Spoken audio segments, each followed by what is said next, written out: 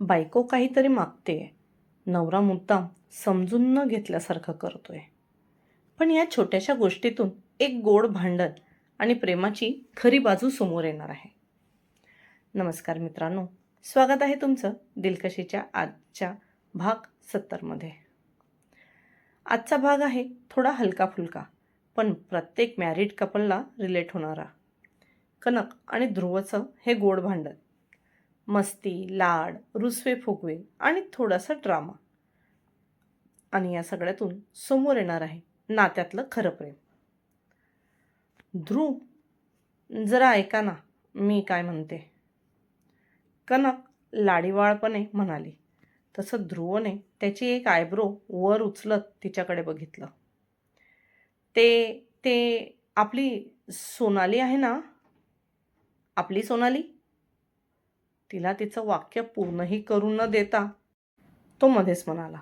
तसं तिने तिचं तोंड दुसऱ्या दिशेला फिरवलं आणि वाकडं केलं आणि परत त्याच्याकडे तोंड करून त्याला स्माईल करत म्हणाली, ते माझी फ्रेंड सोनाली आहे ना?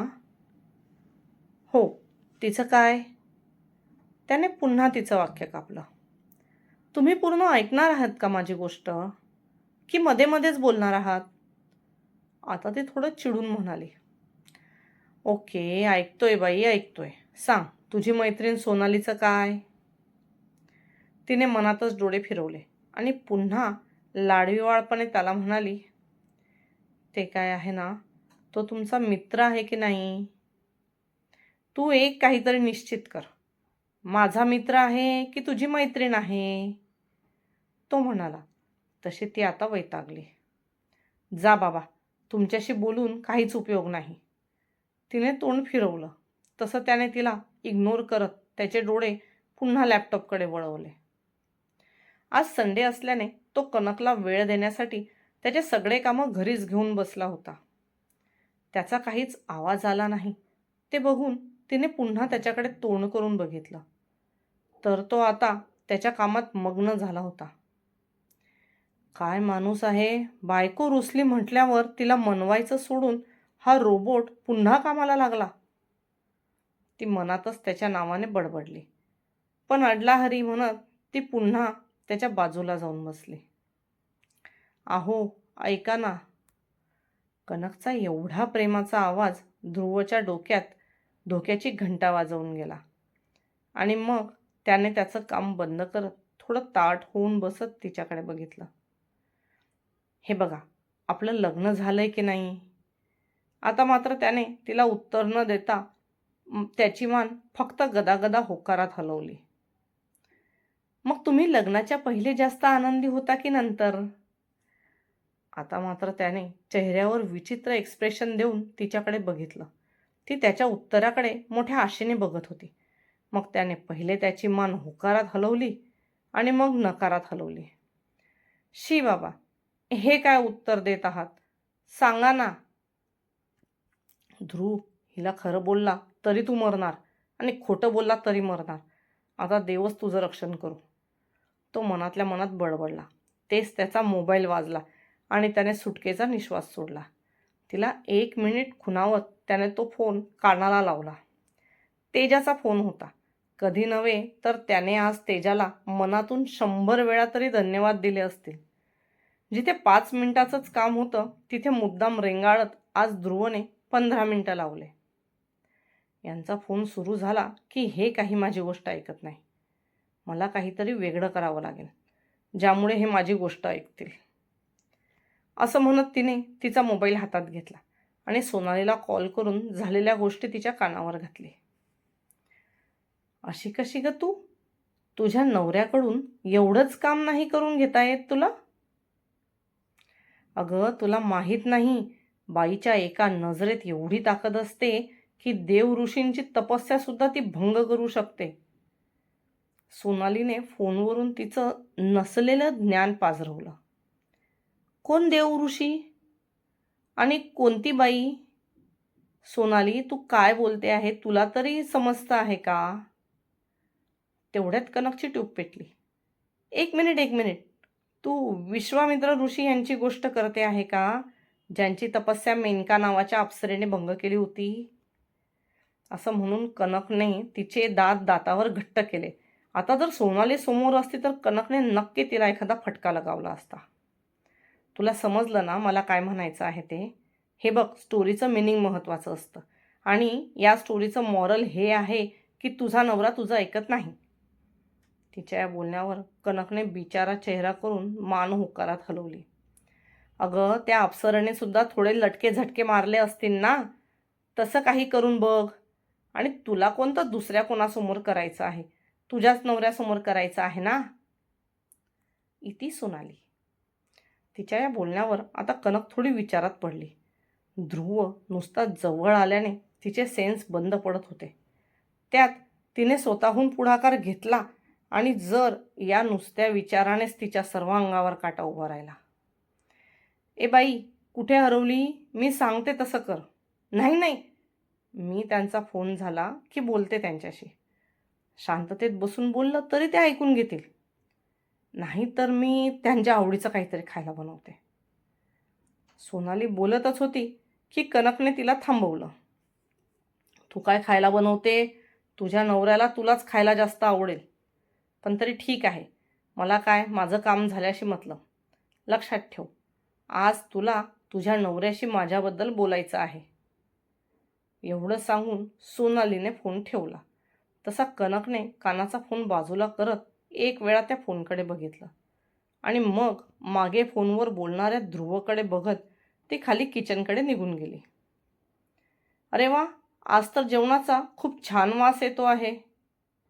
लंच टाईममध्ये ध्रुव जेवणासाठी खाली आला. तसा खुर्चीवर बसत त्याने तिच्याकडे बघून जेवणाचा वास घेत म्हटलं, हो, मला आज वेळ होता तर म्हटलं माझ्या हाताने तुमच्यासाठी तुमच्या आवडीचं काहीतरी करू. तिने गालात लाजत सांगितलं. Okay, let me concentrate our meal. असं म्हणत त्याने त्याच्या हाताने त्याची प्लेटसुद्धा लावली आणि मग दोघांनी शांततेत जेवण केलं. बोला मॅडम, तुम्ही एवढी मेहनत घेतली तर त्याबदल्यात तुम्हाला नक्की काहीतरी हवं असेल. जेवण झालं तसं तो लिव्हिंग रूमच्या सोफ्यावर जाऊन बसला आणि त्याने जबरदस्ती तिलासुद्धा त्याच्या बाजूला बसवून घेतले. ती माझी मैत्रीण आहे ना, सोनाली. बोलताना ती थांबली. तिने त्याच्या चेहऱ्याकडे पाहिले तर तो तिचं बोलणं निर्विकार चेहरा करून ऐकत होता. ही सोनाली पण ना मला कुठेही अडकवते. आता जर यांना माझ्या बोलण्याचा राग आला तर. तिने मनातच विचार केला आणि पुढे बोलू लागली. तो तुमचा मित्र आहे ना, अमन कपूर. आता मात्र त्याला तिला काय म्हणायचं आहे ते लक्षात आलं आणि तो थोडा सावरून बसला. सोनालीला ना अमन कपूर खूप आवडतो. तसा तो मला पण आवडतो, पण तिला वेगळा आवडतो. तसं तिला असं वाटत होतं, म्हणजे मला पण तसंच वाटत होतं.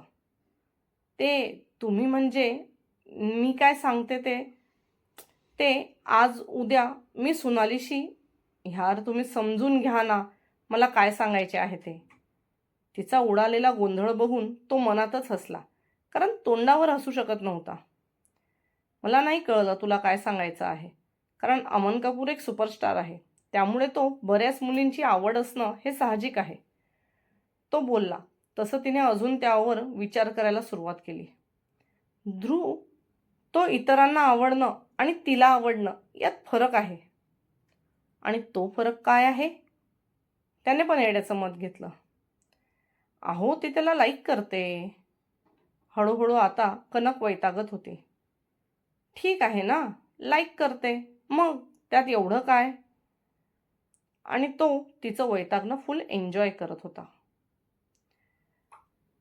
त्याला पाहून शेवटी ती वैतागली, उठून उभी राहिली आणि तिने एक हात कमरेवर ठेवून एका हाताची तर्जनी त्याच्या नाकापुढे नाचवत त्याला म्हणाली, मला माहिती आहे तुम्हाला सगळं समजतंय मला काय म्हणायचं आहे ते, पण तुम्ही मुद्दाम असं करत आहात. ठीक आहे, करा तुम्हाला काय करायचं आहे ते. ती पाय आपटत रूममध्ये निघून गेली. तसं त्याचं इतका वेळचं दाबून धरलेलं हसू मात्र बाहेर पडलं. तो गाणं म्हणत रूममध्ये एंटर झाला. त्यावेळेस ती कॉटला टेकत बसून मांडीवर पिलो घेऊन हाताचे नख कुरतडत त्याला कसं समजवावं याचा विचार करत होती. तोच त्याच्या तोंडातून ते गाणं ऐकून इकडे तिचे डोळे मोठे झाले. तिने तिच्या हातातली पिलो बेडवर खाली ठेवली आणि सरळ उठून त्याच्यापुढे जमिनीवर लोटांगण घातलं. प्लीज प्लीज काहीही करा, तुम्ही जे पण म्हणाल ते मी सर्व ऐकेल. मी तुमच्या कोणत्याच गोष्टीला नाही म्हणणार नाही. मी सोनाली आणि अमनचा विषय पण परत काढणार नाही. पण प्लीज तुम्ही असं गाणं म्हणून मला त्रास देऊ नका. मी काहीही सहन करू शकते, पण तुम्ही म्हटलेलं गाणं मी नाही सहन करू शकत. तिने असं म्हटल्यावर त्याने तोंड वाकडं केलं आणि तिच्याशी बोलतच कॉटवर जाऊन बसला. नवरा तुझ्यासाठी एवढं छान गाणं म्हणतो, पण तुला किंमतच नाही आहे त्याची. अहो, मला मान्य आहे तुम्ही माझ्यासाठी गाणं म्हणता, पण त्या माझ्या कानांचं काय? त्यांना तुमचं एवढं प्रेम सहन होत नाही ना. आता मात्र त्याला थोडंसं हसायला आलं, कारण त्याचा आवाज किती उच्च कोटीचा आहे हे त्याला चांगलंच माहीत होतं. बरं, जाऊ द्या, पण तुम्ही बोलणार ना तुमच्या मित्राशी? कनकने त्याच्या चेहऱ्यावरची ती स्माईल बघत पुन्हा सोनालीचा विषय काढला. हे बघ कनक, हा त्या दोघांच्या वैयक्तिक आयुष्याचा प्रश्न आहे. मला असं वाटतं की त्यात आपण न बोललेलं चांगलं. आणि कसं आहे, एखाद्या व्यक्तीची आवड असणं आणि एखाद्या व्यक्तीवर प्रेम असणं ह्या दोन्ही वेगवेगळ्या गोष्टी आहेत. आवडायला तर आपल्याला कोणीही आवडू शकतं, पण प्रेम मात्र आपण कोणावरही करत नाही. आणि तू म्हणतेस त्याप्रमाणे जर तिला त्याच्याविषयी काही वाटत असेल तर तसं त्याला पण तर वाटलं पाहिजे. कोणतंही नातं हे जबरदस्तीने थोपवून पूर्ण होत नसतं. हे बघ, आपलं लग्न जरी आईच्या इच्छेने झालं असलं तरी तू मला तुझ्या प्रेमात पाडलं आणि म्हणून आपण या नात्यात आहोत. नाहीतर एखादं नातं जबरदस्तीने कितीही ओढलं तरी ते फार काळ टिकत नाही. त्याने तिला प्रेमाने समजावून सांगितलं, कारण विषय सोनालीचा होता, म्हणजे तो तिच्यासाठी गंभीरच होता. तो जे काही तिला समजवण्याचा प्रयत्न करत होता ते तिच्या चेहऱ्याकडे बघून तिला समजत आहे असं त्याला वाटलं. त्यामुळे तो पुढे म्हणाला, तू म्हणशील तर मी त्या दोघांची एक भेट घालून देतो. त्यानंतर पुढचं ते दोघं ठरवतील. ओके? त्याच्या बोलण्यावर तिनेही स्माईल करत मान होकारात हलवली. कधीकधी छोट्या छोट्या गोष्टींमधूनच नातं अजून घट्ट होत जातं. आवड आणि प्रेम यामधला फरक आज ध्रुवने अगदी सहजपणे समजावून सांगितला. आता पुढे सोनाली आणि अमनच्या आयुष्यात काय होणार हे पाहणं अजून रंजक ठरणार आहे. तुम्हालाही असं क्यूट भांडण होतं का तुमच्या पार्टनरसोबत? कमेंट करून नक्की सांगा.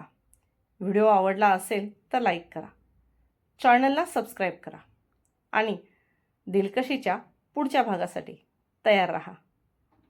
भेटूया पुढच्या भागात. तोपर्यंत धन्यवाद.